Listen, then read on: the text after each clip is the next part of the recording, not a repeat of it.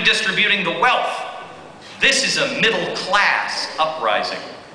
He gave that interview to the press after they flash mobbed a store, a grocery store, stole everything from it, and he was just standing there with ice cream cones, eating it.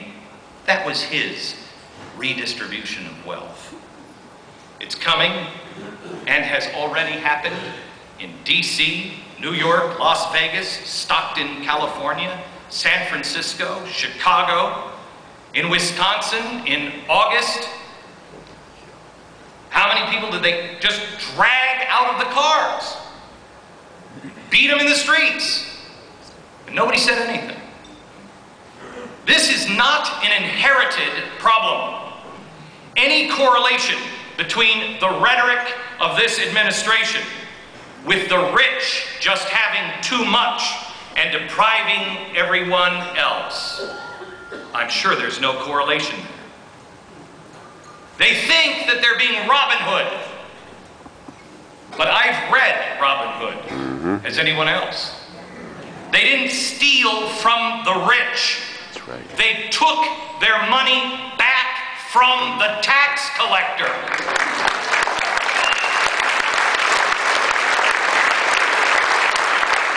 But Robin Hood is now this legend where he steals from the rich. No. It's easy to twist it into that. People want to. Look, I'm a recovering dirtbag. I know. I want the easy way out every step of the way. I'm a guy who just started going to church 12 years ago. And I mainly started going to church because the woman I wanted to marry said, "You're not marrying me unless you go to church." And I'm like, oh crap, I gotta do that. I still, on Sunday morning, my alarm goes off, and I'm like, oh, I don't want to go. And the more I don't want to go, the more I need to be there. And every time, every Sunday, I just did it last Sunday. Last Sunday I was at church, and I really didn't want to go. And I was sitting there. I mean, my church is 3 hours long. Want to know why we don't have very many members? 3 hours long. And I'm sitting there, and I'm listening, and it was like everything was spoken right for me. The more you don't want to do something, the better it is. But that's not the way of the world today. We have got to change that behavior. Because too many Americans are going to fall into the trap of the easy way out. The Occupy Wall Street protests that are going on right now. Mark my words, gang. Mark my words. This is going to become a Hollywood event. They're going to have every celebrity and leftist in Los Angeles, in San Francisco. They've already had Michael Moore. I was concerned because sometimes I thought the island might tip a little bit. Everybody go this way, he's going to be down there. Michael Moore was there. Susan Sarandon was there. And yesterday, the rumor was that Radiohead was going to perform live. And people were on Facebook. "You gonna go down to the Occupy Wall Street thing, man? Dude, it's gonna rock. Radio City, Radiohead's gonna be there. Yeah!" That's what it's turning into. And it will work. It's John Stewart Marxism.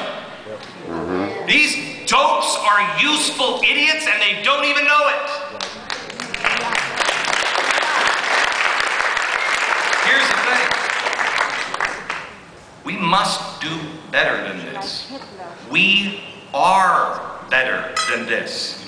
I urge you to be careful on who you stand with, because things are going to get awfully darn confusing. There are people going to say many flattering and enticing things, and you're going to get tired.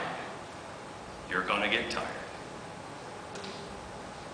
When you just don't want to do it anymore, that's when you need to do it the most.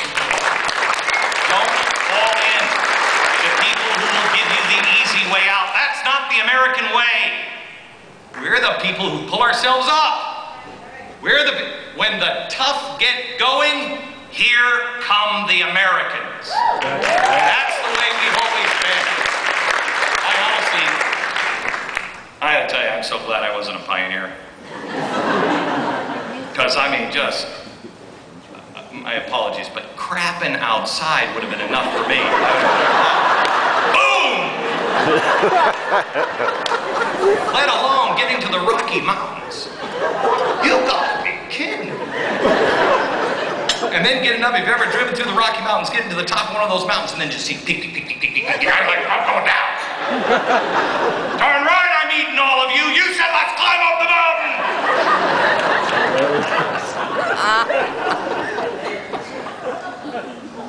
I'm a lazy guy. But we have to work hard now. Because what's coming our way is a storm of lies, of hate, and revenge. That's not us. But it's easy to get confused. There's a couple here tonight, I'm just going to refer to them as Doug and Jill, because I don't want to out them in their own hometown, because, quite honestly, they're spies for me. And a lot of these old liberal leftist professors with reams of communist material, I was never a communist, and they die, and they go into their libraries, and they send them all to me. You wouldn't believe the stuff I found in Chicago. Yes, you would. You live here. Exactly. Sucks, doesn't it? Yes. Not for long. This is actually a good thing. This wasn't an old communist. This is actually a good thing. I believe in divine providence. 100% believe in divine providence. God is not neutral in our lives or in our country or in man's freedom. I was on my way today, and I was talking about my speech with some of the guys I'm flying on the plane with, and I said, I don't know if I have anything that anybody wants to hear. Because I'm going to tell them, you know what? It's really going to suck. And then it's going to suck more. And then it's going to get hard. Good night, everybody. Well, they said it's going to be like the Tower of Babel, where God confused their language and scattered them. They must have thought that was a curse. But it wasn't. It was a blessing. I come, and this couple comes in to say hello. He said, got this book yesterday. Kind of wandered in. And I saw it and I knew it was for you. The book is called The Supra Treasury Bill, Relief for Hard Times. It's from the Great Depression, except the first Great Depression of 1837. It is when Andrew Jackson, the banks, Andrew Jackson's just a crazy man, and the banks go under and they start just inflating all of the money. Sound familiar? Nobody has any money, everybody's jobless. And they don't know what to do. This book comes out.